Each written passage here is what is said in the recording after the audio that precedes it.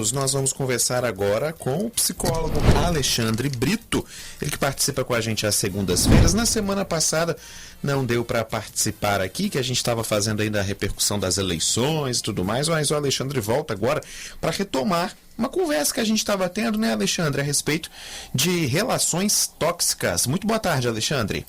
Muito boa tarde quem está nos escutando, e vamos retomar esse assunto então muito importante.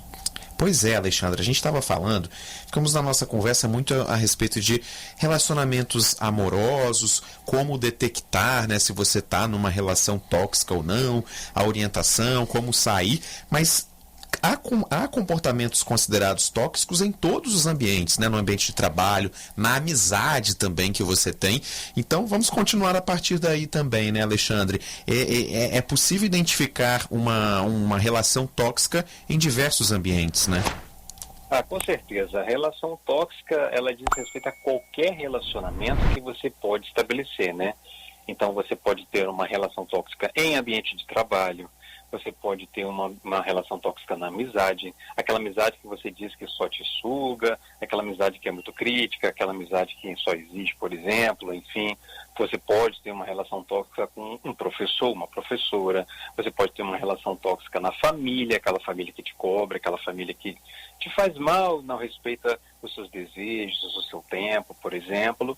E você pode ter, e é mais comum a gente ver esses casos de relacionamento tóxico num relacionamento amoroso, num namoro, num casamento, enfim. Eu queria abordar, se não me engano, há 15 dias, quando a gente conversou, a gente falou um pouco mais desses relacionamentos mais próximos, familiares, amorosos. Agora, existem também os relacionamentos tóxicos na vida profissional. Acho que isso é um ponto que muitas vezes as pessoas, por obrigação, aliás, acabam tendo de tolerar, mas que é muito difícil de a pessoa suportar, não é não?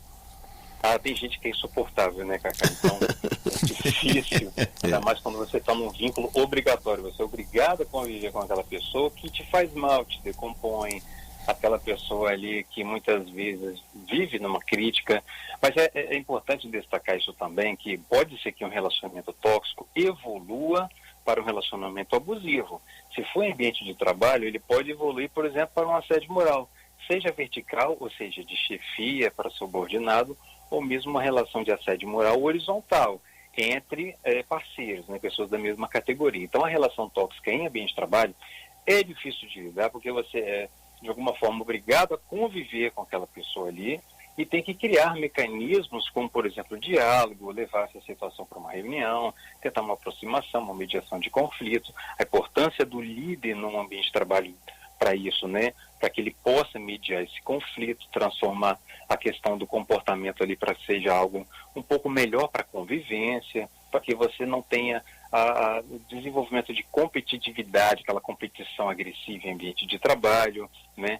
A questão do narcisismo, que pode evoluir para uma vaidade, na qual, para eu vencer e ter sucesso, eu preciso te destruir, enfim, te decompor, te ameaçar. Então, pode haver a questão, sim, da relação tóxica em ambiente de trabalho, que pode evoluir, né? Porque pode haver só um mal-estar na relação entre duas pessoas ou mais. Isso. Mas pode evoluir, sim, com assédio moral, por exemplo, e aí sim você começa a degradar a sua vida ali em vida coletiva, a vida em trabalho, e começa a ter ali, de fato, um clima organizacional ameaçado e comprometido. Doutor, vamos então conversar a respeito, por exemplo, desse caso que está ganhando muita força nos últimos dias, do Márcio Smelling com a Dani Calabresa na Globo, e pelo relato que foi feito na revista Piauí, a relação deles, que era, ele inclusive admitiu que era ele falou, a frase dele foi a seguinte: eu fui um homem tóxico. Agora, ela inclusive, há relatos de que ela chegou a sugerir para as pessoas não trazerem aquele problema que ela estava enfrentando, que era de abuso moral inicialmente, depois se transformou também em abuso sexual, a público. Por que a pessoa que é vítima, doutor, de abusos e de relacionamentos desse tipo, ela tem o receio da divulgação daquilo que está acontecendo com ela? Por que ela como vítima, ela tem essa... como é que eu poderia definir? esse posicionamento de se fechar ao invés de colocar os problemas dela a público ou para as outras pessoas? Pois é, geralmente a gente se fecha na relação com o outro, com o público ou com outras pessoas, justamente com medo do outro te julgar e inclusive inverter a situação. Primeiro você tenta ali manter a sua integridade, a sua intimidade, mesmo que você esteja sofrendo algo ruim, vivendo uma experiência ruim. Em outro momento as pessoas não têm confiança em denunciar ou não sabem como levar essa questão para outras pessoas, com medo também de serem julgadas, avaliadas, maltratadas por outras pessoas. Então esse é um outro ponto importante. Então, em primeiro lugar, a pessoa quer preservar a sua imagem, a sua integridade, e também tem medo de falar desse assunto, que nem sempre as pessoas estão preparadas para ouvir, lidar com isso, né? Porque algumas vezes a pessoa, numa relação tóxica, abusiva, pode se sentir culpada da relação como se ela fosse um fracasso. Ou seja, ela acredita que se a relação não deu certo é porque ela foi um fracasso. Isso é um erro, mas é um erro infelizmente comum para quem é vítima de uma relação abusiva. Então é muito importante dar assistência, saber escutar, fazer os encaminhamentos corretos e enfrentar esse medo, se perdoar, perceber que você não é o culpado desse sofrimento que você vive, dessa relação violenta, essa relação que te decompõe, que te faz mal, que você não tem a culpa disso, mas que você pode sim pedir ajuda. Caso você não saiba como pedir ajuda, não conheça alguém, não confia, você pode pedir ajuda para desconhecidos, como por exemplo profissionais de saúde mental. Então, tudo isso pode acontecer. Então a pessoa acaba ficando com medo ou mesmo se sentindo culpada na hora de denunciar. Alexandre, para a gente encerrar aqui a nossa conversa sobre este assunto, só para amarrar bem, identificou um relacionamento tóxico, seja um amigo, um companheiro de trabalho, parceiro, né, namorado, marido, esposa, como agir, né, a melhor forma de agir, de tentar resolver essa situação?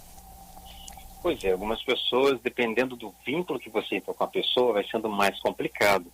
Às vezes você tem esperança de que o outro vai mudar, às vezes você acredita que com o tempo as coisas vão melhorar e às vezes só pioram. Saber que você não precisa amar alguém e gerar nisso uma dependência, amar é se entregar, mas não se entregar para a dor. Então se tem dor, pode ter certeza que não é amor, pode ser outra coisa, pode ser um abuso, pode ser uma violência. E saber que você terminar um relacionamento, se afastar da pessoa, não significa que isso é um fracasso seu. Pelo contrário, você cuidar da sua saúde mental, isso é um sucesso. Então você pode procurar amigos, pode procurar alguma pessoa que você confia, para que ele te ajude nesse processo. Um processo, às vezes, de luto também que você faz, se desfazendo desse vínculo que pode ter sido duradouro. Saber que você tem que lidar com talvez essa dependência afetiva que você teve dessa pessoa. Então você fica dependente dela. Aquela pessoa que às vezes fala assim para você, sem você eu não vivo. Isso pode até parecer bonito, mas é muito perigoso.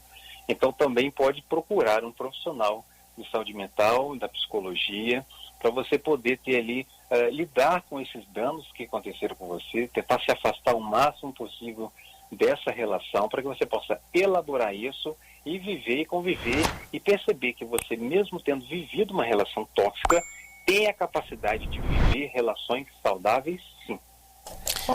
Ok, Alexandre, muito obrigado, boa tarde. Muito boa tarde, pessoal, até mais.